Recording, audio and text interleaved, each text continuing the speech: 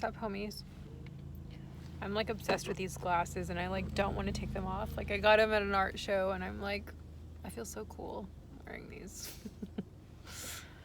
But I will take them off because I am about to go on a rant. I'm actually on my lunch hour at a park. So I'm going to go on a quick rant. Nothing witchy, so I'll just say that right now. So if you don't want to watch, don't waste your time. This is about relationships. I have not had a successful relationship. I've been dating forever. I think I told you guys I'm 36 years old. I was in an on-again, off-again relationship with my high school sweetheart that lasted about 14 years, like the span of 14 years. I mean, but we would break up for like 5 years at a time, a year at a time or whatever.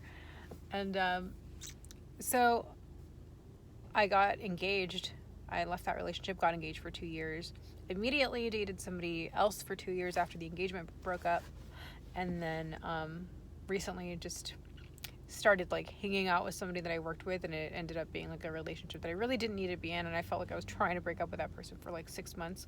And I learned a lot, like looking at that during that time. I learned a lot from him, and like looking back at my failed relationships, I learned that I think we as human beings have a tendency to want to meet somebody that's going to sweep us off our feet, that we love. I think that like love makes us illogical sometimes, and I think that that's definitely what happened with me. I feel like I will never again date somebody that looks at me like I'm a solution to their problem. Like, you know, their ex-wife was a crazy bitch and they want their kids to have a stepmom that's like not that. And when they say that they dated a crazy ex-wife, or like their person was, whatever, ex-girlfriend was crazy, don't fucking just take that at face value. Like, why did they spend 10 years with this, or 16 years with this person? Like, there's a reason, you know, they're not like so fucking sane themselves. You know, I feel like people just look at me and think like, what does she have to offer me? Like, they don't really care to look past your looks sometimes. They don't really care that you're like fucking artsy and weird, and sometimes they try and change you to fit in their life.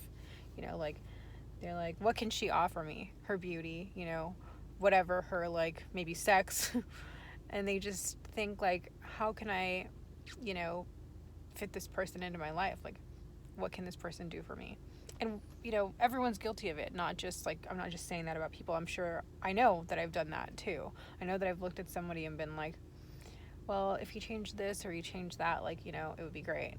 And of course, like, you know, you can't change anyone. Like, you can offer fashion suggestions.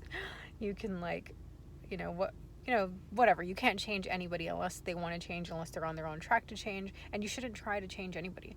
Like, no one should try and change you. We should just be ourselves and just like learn to respect other people for like the human beings that they are as an individual, and accept them in whole, and say, yes, I will be in a relationship with you regardless of how weird you are or whatever. Like, accept them as they are, love them as they are, and don't try and change them, you know, and don't let anyone change you.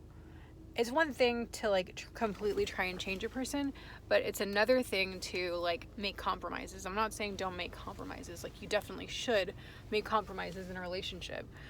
But when it's like, what can this significant other do for me kind of thing, and when they try and change you, like, that's not cool and it's not healthy.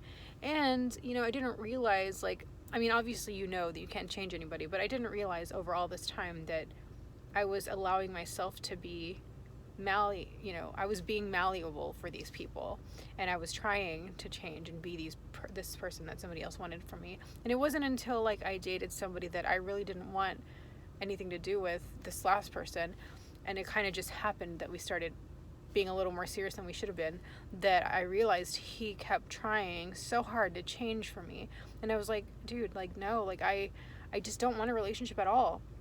But he was like, what if I did this, or what if I did that? And it was like, it was kind of sad. Like, he really needed like he had no self-esteem, you know, that was like his own problems. But like, he was a great person. But I realized, like, I have done that. Like, you know, I can't really sit here and be annoyed with this because I've done that to other people. Like, I've tried to be like somebody that I'm not to fit into their life.